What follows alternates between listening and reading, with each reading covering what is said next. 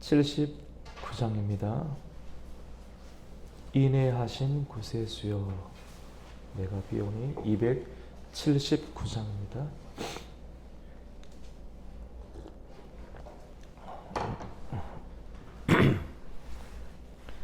찬송가 279장.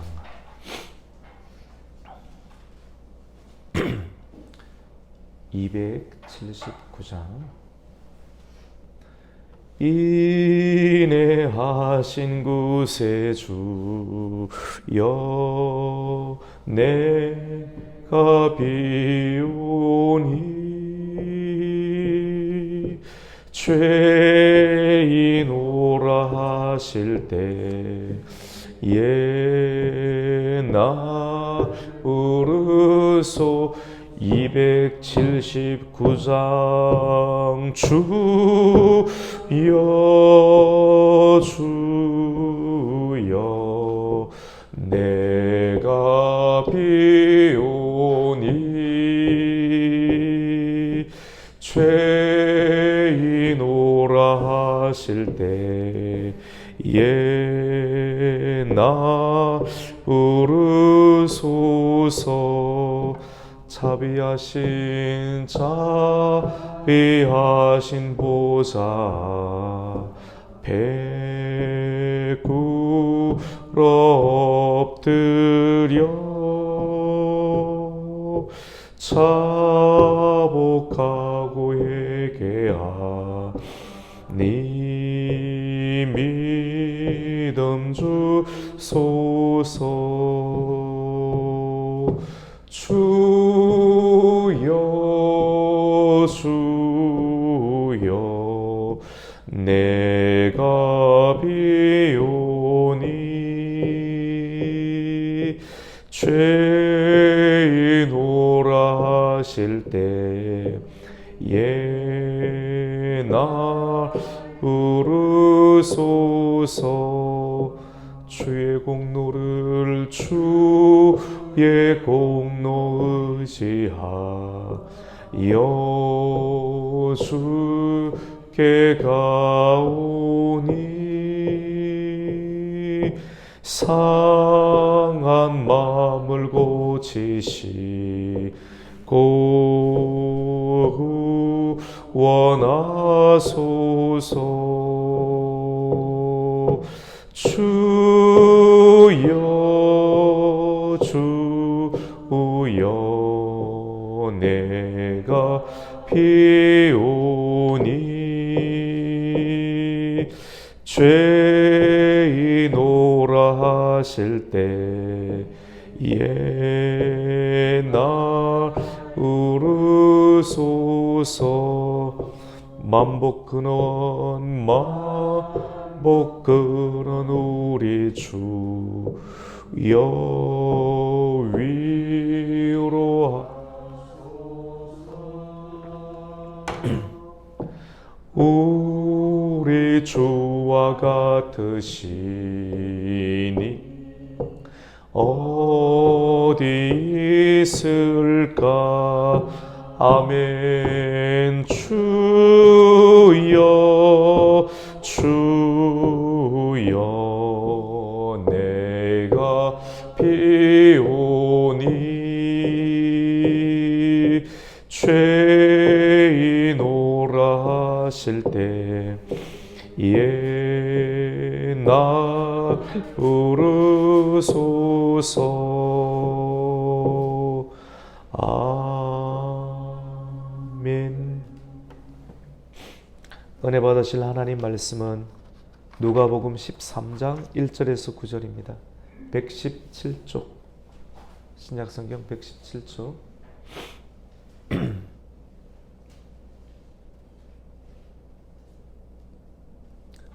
눌러졌죠?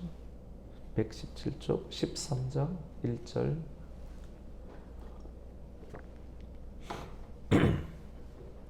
그때 마침 두어 사람이 와서 빌라도가 어떤 갈릴리 사람들의 피를 그들의 제물에 섞은 일로 예수께 아뢰니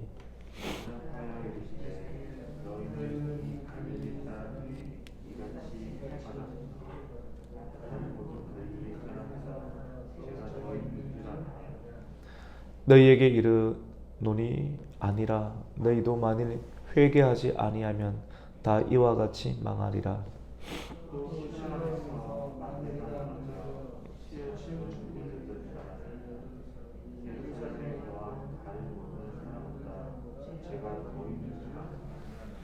너희에게 이르노니 아니라 너희도 만일 회개하지 아니하면 다 이와 같이 망하리라.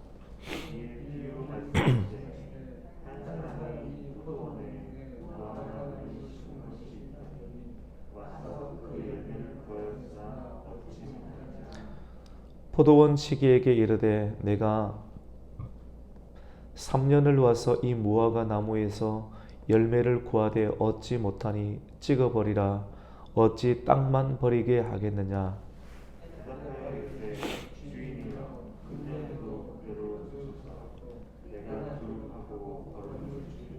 같이 읽습니다.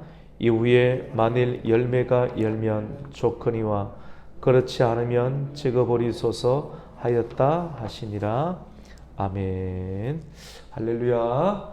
오늘 목요일 새벽에 오신 여러분을 환영합니다. 우리 인사 한번 나누겠습니다. 잘 오셨습니다. 말씀의 은혜 받으십시오. 오늘 우리 새벽에 함께 읽었던 13장 1절에서 9절 내용 말씀은 회개의 열매부터 시작하라. 회개의 열매부터 시작하라는 말씀으로 우리가 은혜를 받고자 합니다. 오늘 말씀 가운데 보면 권력자에 의해서 고난을 받는 장면이 나오게 됩니다. 권력자에 의해서 특별히 갈릴리 지역 가운데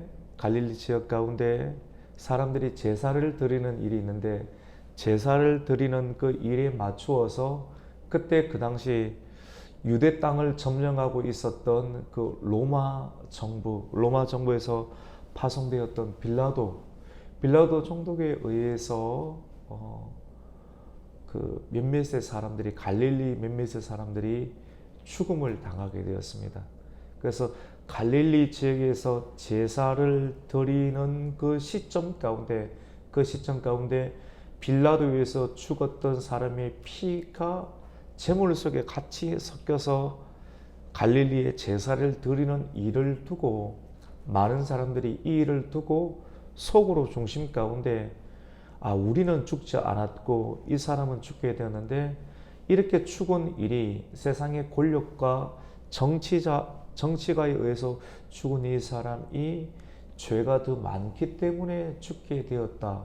이 사람들은 여러 가지 정치적 상황과 힘의 논리에 의해서 우리는 다행이고 우리가 살아있고 이 사람이 죽은 것은 우리보다 이 사람의 죄가 더 많기 때문에 이런 형태로 죽었지 않는가라고 하는 그러한 동료 상황들이 있게 되었습니다. 이 상황을 정치적인 상황을 두고 두어 사람이 예수님께 와서 예수님 이 일들은 어떻게 생각하십니까?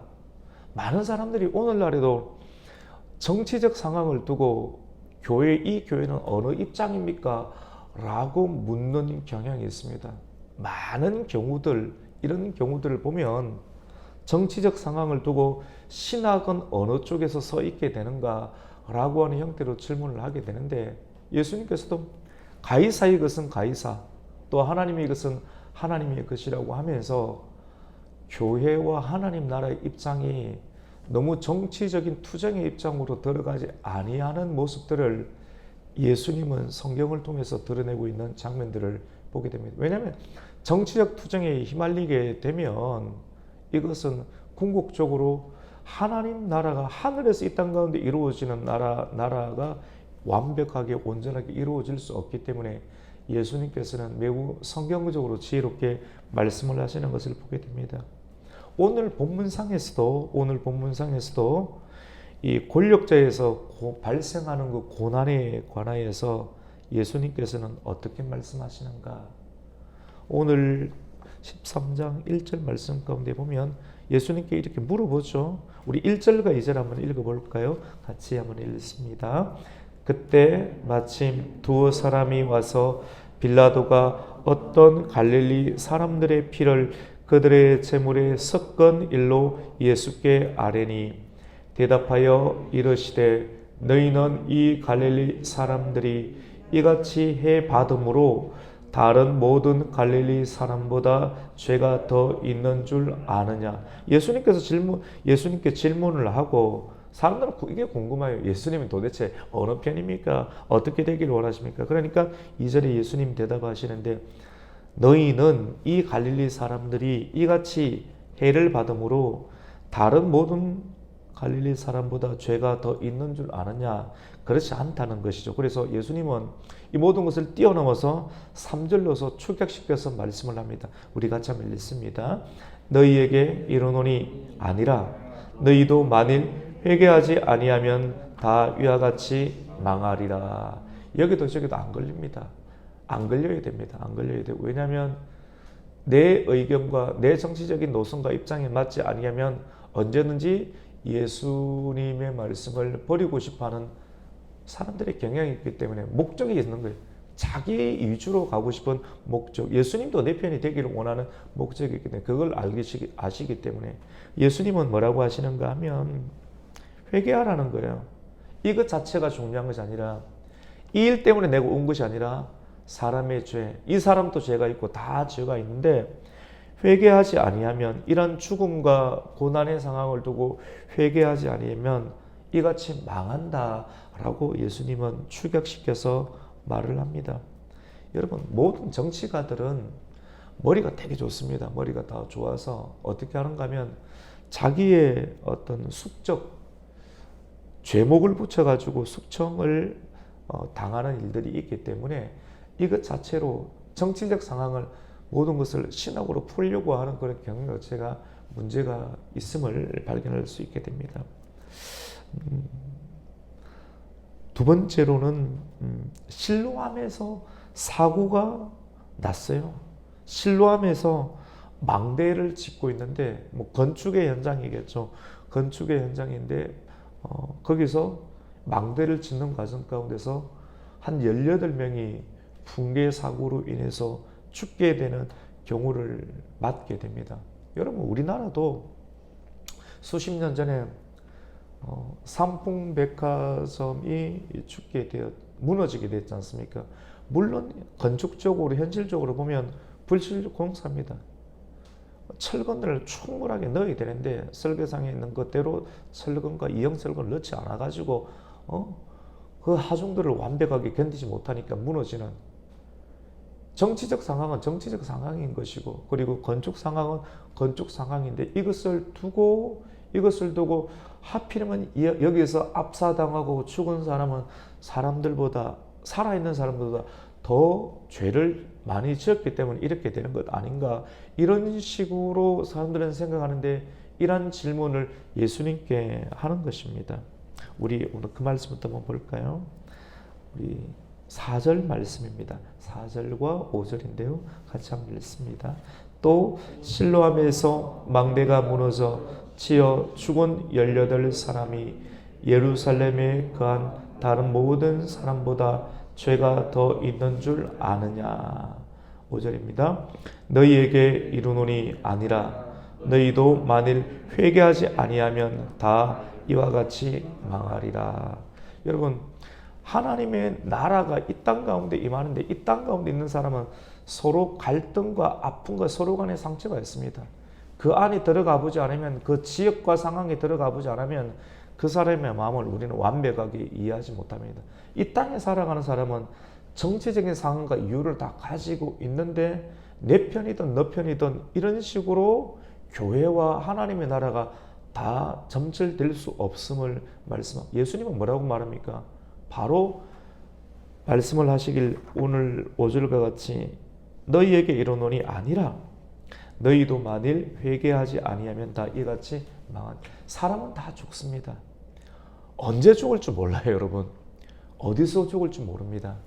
방금 우리가 삼풍백화점, 성경에 나오는 실로암 망대와 같이 우리나라에도 수십 년 전에 삼풍백화점이 무너지고 성수대교가 무너졌지 않습니까? 여러분 성수대교를 지나가는 사람이 내가 그 다리 위에서 무너질 걸 알고 죽기 위해서 그 다리에 가족들과 올라가는 사람이 어디 있겠습니까? 아름다운 곳으로 여행을 가자 생각하고 더 행복을 위해서 가족 간의 기쁨을 위해서 삼풍백화점 가는데 죽으려고 그 백화점 들어가는 사람이 어디 있겠습니까? 우리는 고난과 또 사고와 재난을 보면서 어떠한 의미를 가져야 되는가? 오늘 이 성경 말씀을 통해서 사람은 언제 어디서든지 죽을 수 있다. 내가 언제 하나님의 부름을 받을지. 오늘 회사에 잘 다녀올게요 라고 인사하면 기쁨으로 나갔지만도 우리의 죽음은 하나님께서 부르시는 거거든요. 하나님께서 우리를 언제 어떻게 어떤 상황 가운데서 부르실지 알지 못합니다. 여러분, 세례 요한이 죽었잖아요. 우리 예수님께서 정말로 인정하시는 그 세례 요한이 죽었는데 어떻게 죽었습니까? 정치적 상황 가운데 휘말려서 헤롯이 너가 자꾸 불륜을 저지르면 안 됩니다. 하나님의 나라 속에서 불륜을 저지르면 안 됩니다라고 계속 이야기를 한 것이 불편해 놓으니까 이러한 상황 속에서 목이 잘려서 접시에 담겨서 죽었는데 이것은 그러면 잘못된 것입니까? 세례 요한이 정말로 숨어서 죄가 있기 때문에 그렇게 죽은, 물론 사람은 다 죄가 있습니다. 모든 상황을 정치적 상황 때문에 숙청을 당하는 것이고 사고는 사고의 문제 때문에 당하는 것인데 이 상황을 두고서 신학적 상황을 가미하거나 그리고 어느 편인가라고 가르는 것은 문제가 있다. 또 죄가 더 많기 때문에 죽었다라고 생각하고 정죄하는 것은 문제가 있다. 그러면서 이 고난과 재난과 사고의 현장을 두고 바라보는 모든 사람들의 시선은 어떤 마음을 가져야 되는가? 같이 해봅시다. 나도 죽습니다. 예수님의 뜻은 나도 죽는다는 거예요. 그것을 비난을 하지 말고 나도 죽게 되는데 죽음은 무엇입니까? 끝입니다.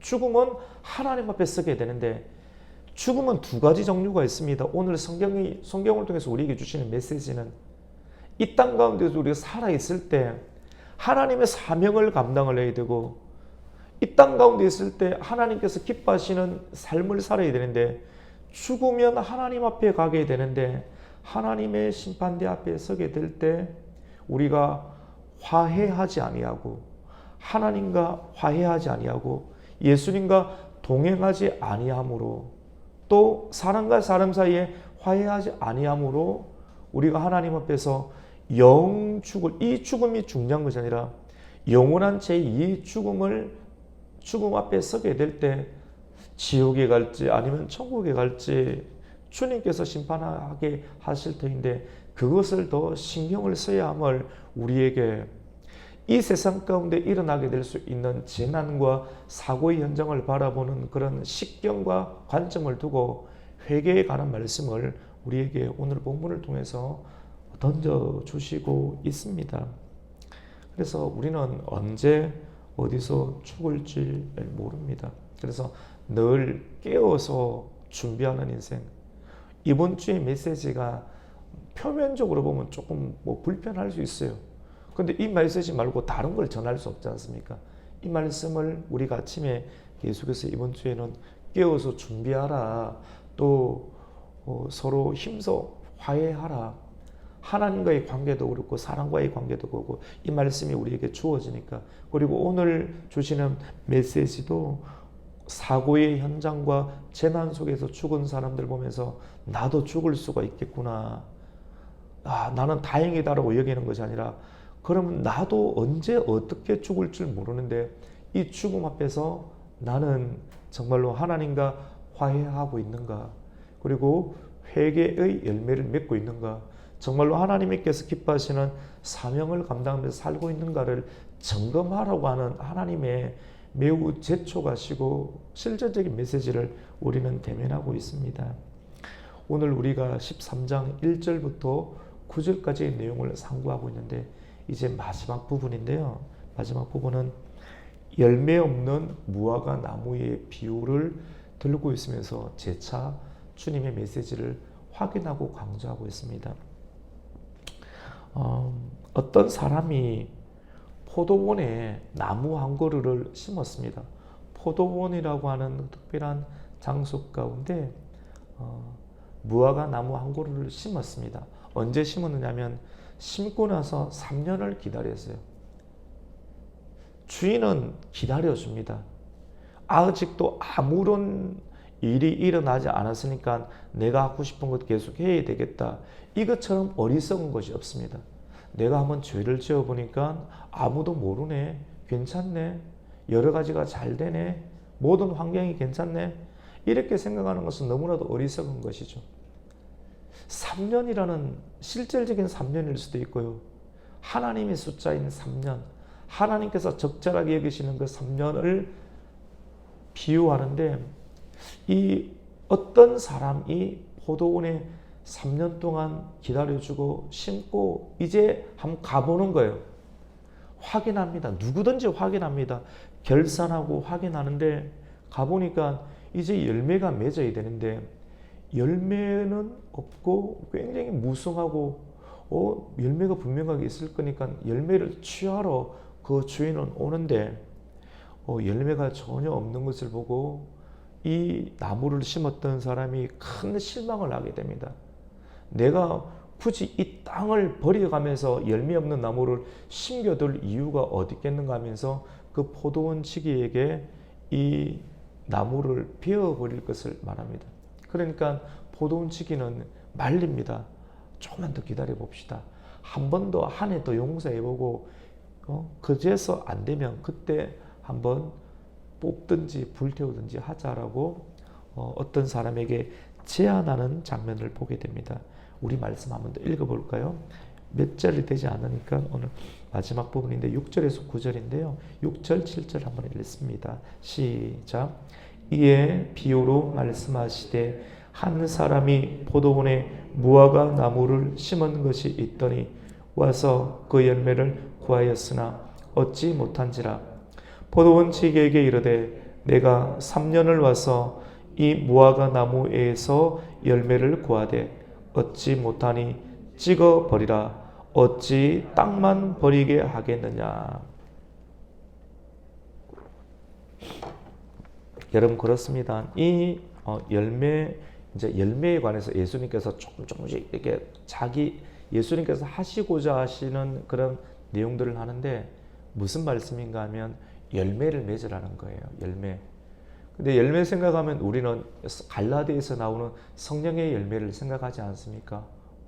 사랑의 열매, 사랑과 자비와 충성과 온유, 오래 참음, 이런 열매를 생각하는데 성령님은 예수님과 동행하도록 우리를 계속 밀어주시는데, 그러면 예수님과 동행하면 무조건 동행하는 그 사람, 여러분 같이 있고, 또 요한복음에서는 이 동행에 관한 의미를 연합이지 않습니까? 포도나무 가지가 포도나무 원가지에 붙어 있으면 열매를 반드시 맺게 되는데, 우리가 하나님께서 원하시는 그 성령의 열매를 맺는데, 이 열매를 맺기 위해서 가장 첫 번째 열매가 어떤 것인가? 예수님과 동행하고 또 포도나무 가지가 원래 붙어 있으면 그 첫 번째 열매가 바로 회개의 열매라는 겁니다. 회개의 열매부터 시작이 되는 것입니다. 회개의 열매를 맺지 아니하면 누구든지 다 뽑혀서 불에 던져지우는 그런 결말. 단순하게 실로암 망대에서 내가 18명 죽은 명단 가운데 내가 포함되지 않았구나. 정치적인 이슈 가운데 내가 휘말려서 빌라도에게, 오늘날의 누군가에게 죽지 않았구나. 나는 다행이다. 나는 어느 편에 서야 될까?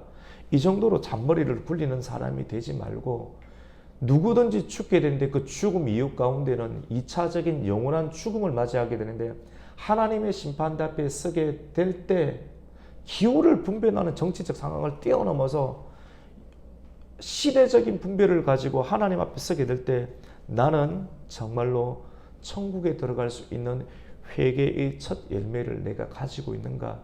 그리고 열매, 사명을 감당함으로 하나님께서 기뻐하시는 믿음의 열매를 가지고 있는가를 예수님께서는 점검하라고 하는 것입니다. 왜냐하면 예수님 죽으실 날이 얼마 안 남았거든요.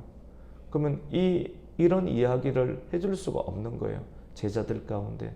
그래, 그 메시지를 오늘날에도 우리에게 전해주고 있습니다.